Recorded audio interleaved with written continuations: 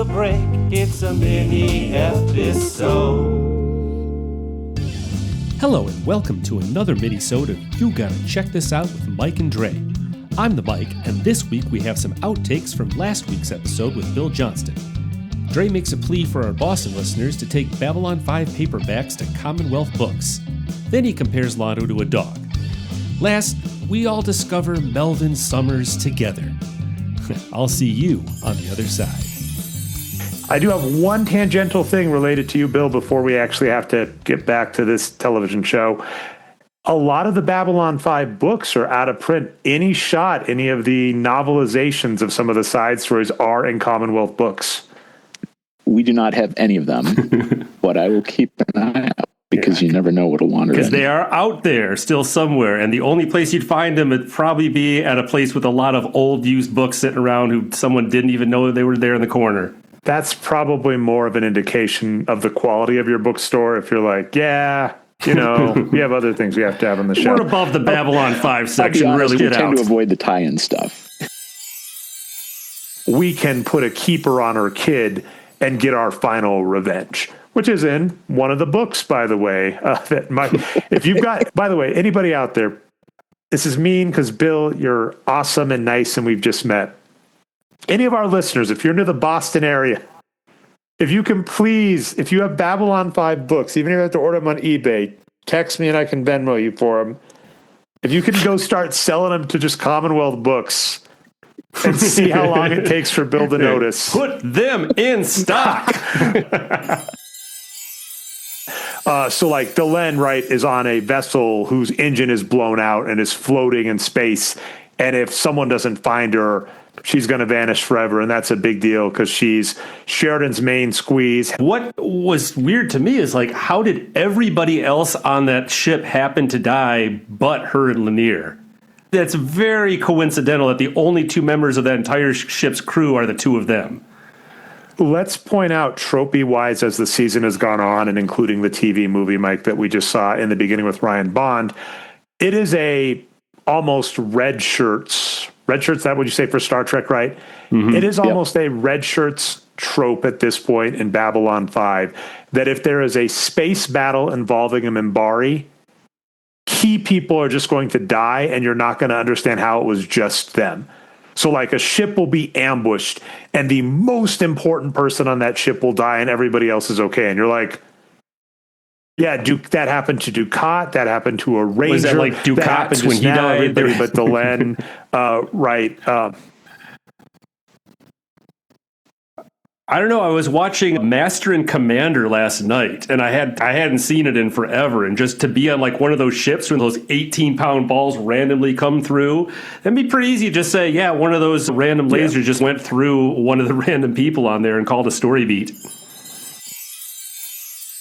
I will let you know that thanks to both your editing of the script and then what I had planned to do, Mike, we were basically going to talk this weird, I was going to call it a Dragon Ball Z-ish scene of are we going to attack Centauri Prime some more? Which is what happens next between the Narn, the Drazi, and them. But Mike, actually, I regret this a little because Londo, while they're getting bombed, goes and saves Jakar. This doesn't make a lot of sense. Jakar is in a dungeon with concrete and stuff. Londo rushes to the dungeon to save him and puts Jakar in a room with the window on a top floor of a palace. So I'm thinking, we're both Midwest, right, Mike? I'm thinking tornado rules. I'm thinking you go down where it's secure, and he takes Jakar out of that spot and puts him in the palace. And that also leads me to question what the heck the Narn and Drazi are doing, because they're bombing the planet and they're attacking the prisons and not the palace. They're non-discriminate. They will attack everybody just as equally. But no, JMS was talking about, there's a commentary that JMS did on this episode. And there's several times where the episode is, I stopped thinking about how they get from one place to another because he just had to get there. You'll see it at the end where Londo gives his big speech and all of a sudden is in the palace room with everybody. Yeah, it shows. But yeah, so and you're saying it, JMS is confirming it. He picks up Jakar, puts him down, says, be right back, goes and does this really poignant scene right? And then comes back, and it's, like even what we're doing, Mike, you could have just done that after, because it's even more hilarious to think about Londo being like, picking him up. He puts his lid I'll down. take the lizard man. Gotta put him in my prison. Okay, put him up there. Okay, now I gotta meet the Muppet. Oh my God, the Muppet's so bad. That Muppet smells so bad. Or I gotta get out there. Oh no, the Regent's gonna give a speech. Okay, I gotta get him back in here. A speech. Oh, I hate this guy. Oh, he's gonna die. Oh shit. Oh, that's horrible. Oh man. Oh, I gotta do what? Oh no, I gotta get the lizard guy again. See you guy again. Bye. It's like that. I'm debating in future, Mike, making you just do one-person shows of these. Okay. So our Dragon Ball Z-est moment that I'm talking about, right? You agreed to follow me as my bodyguard. You need to go. And we're seeing a lot of Old Yeller. Londo's going to do a bunch of Old Yeller to his friends. Jakar and Veer, he's like, you got to go. And he's doing the best he can because he's mind controlled and Go can't away. I'm going to have an alien in my spine. No, Mike, sorry. I got a request for you. Can you do it as Harry as the head of Sins? Get out of here, go.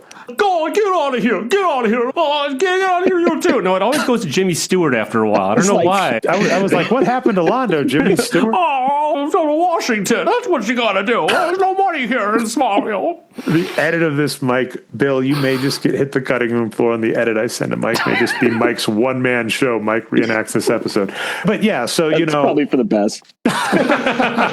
Now, okay, Mike, you got a second chance if you want to see if you can up your Jimmy Stewart, but we get another Old Yeller, not Old Yeller, we get another hair. Everything leads to Jimmy Stewart. I'm done with that for today. And then the other thing about this season and last that's bugged me is I don't mind in a universe where we don't explain all of the tech. Good example, Batman the Animated Series, they have blimps, right? Doesn't make any sense, but okay. We now have the explanation that drone piloting is allowed in this universe. With this technology, and last season, Lanier actually did do like an autopilot on a ship. And for me, that kind of breaks it because it's going, if you never introduce that to this universe, I can just accept what you have given me with how ships work. The second you say, hey, there is technology in this universe that lets you autopilot ships, I'm like, what are we even doing anymore? So yeah, it's introducing another telepath problem to your story because like telepaths are just too powerful. Yeah, the telepaths are over. Yeah, and this season showed that too. Don't worry about it, Bill, though. This season wrecked a lot. You don't ever have to watch any more Babylon 5 ever. This is it. How do you feel about it, Bill? You got through it. So how did the roundtable about telepath and drone proliferation work for you at the end there, Bill? The doctor's little speech, right? I don't think that was actually the analogy he was making to the Soviet nukes going missing after the Soviet Union broke up. I don't think that was true at the time the script was written. I actually looked this up today, trying to remember when, because Ukraine and Belarus and Georgia returned the nukes to this Russia. Would have been in 1998, 1999 that the script was written? I think it was in 96. Wow. The script was, the episode aired in 98, but the actual return of the weapons was 96. So I don't know that there were any missing warheads like Franklin alluded to. JMS has also had a particular grind with both Russia and with San Diego because of things that happened in his past. If you read his Becoming Superman book, and this scene just hits both of them. It like hits, and then that's happened to San Diego, and then it happened to Russia just like before, and now we've got to deal with it. It did feel very much like a weird info dump, though. And even so, it was referring not even to as much to what was going on with this episode. It's referring to like they're talking about the gods play in the garden. They've left their toys behind. Well, yeah, we know that was completely happened at last season. It would be nice to have something that ties a theme together since this is like closing down the entire fifth season that refers directly to the fifth season and not just stuff we've already completely wrapped up. You don't need to throw some extra seeds out there. Yep, they tried to. Hey, why not? We got this thing. It's a whole universe. We could have Babylon 5 theme parks and movies for years to come. And nope, there's only going to be one Star Trek that's going to be the flagship of this type of sci-fi. There'll be little things that come up once in a while. There'll be like The Expanse. There'll be the Battlestar Galactica. But as far as it's almost like there'll be one flagship thing to keep this type of sci-fi going. And Star Trek is the one that kind of hit the zeitgeist more than Babylon 5. And then, I mean, the other thing, though, to note that I think we've said a couple times is I don't have any complaints that there was a studio network slot available and JMS had a group of people that had been working together for 5 years and is like, I'm going to take it even if I'm not ready. And I'll say that to anybody, especially now. It's even worse now than it was in the 90s. You get a chance to do a TV show. Even if you don't think it's ready, if someone gives you the green light, you got to take it. So it's a little painful after how amazing seasons 1 through 4 are, but I have no complaints, and I have the utmost understanding, especially because, as Mike's mentioned, JMS has been one of the most open writers out there on the Lurker's Guide, in the brief director's commentary. There wasn't budget to do a bunch. There was only like 1 or 2 a DVD set. But he's been pretty open where he's, I wanted to do more, but I was budget constrained. I wanted to do more, but there was studio interference. He worked with what he could, and we got some amazing TV, and we did get a couple good scenes, Mike. Yeah, like, I would say, I'm going to take back what I said at the top.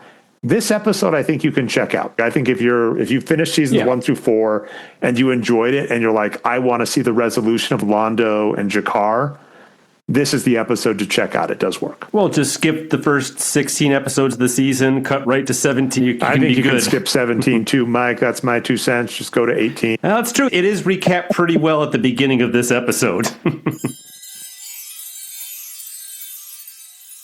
That's not Scott Summers, but... Yeah. Havoc? Or what? No, I was trying to think about what would be the lame Summers brother that we don't know. Melvin Summers. Melvin Summers, yeah, not even up to Alex levels. There's Scott and Alex Summers. At one point, they wanted Apocalypse to be the third Summers brother, but that was an aborted arc. Yes, but like Melvin Summers, who's just a dude that like can turn off sound. He's got built-in wireless headphones, and that's it. And he never had to go to an orphanage or nothing. Oh my gosh, the sonic waves are too powerful. Melvin, insert a moment. I'm already writing this stupid plot line, though, because there's Banshee, which is a nickname I've given my son. His name is Daniel. When he screams, I call him Danshee. I'm clever. I'm already writing the storyline, Mike, where Banshee goes rogue, and they're like, what do we do? And Cyclops is like, well, I know a guy. Anyway, so Bill, this is a common thing where you see me and Mike distract ourselves with better topics. During Blitzcast, we had an opportunity to talk Superman. Thanks again for listening. Please remember to rate, review, and subscribe wherever you get the show. Next week, we cover episode 19, The Wheel of Time, with Pete Johnston. Cheers, all.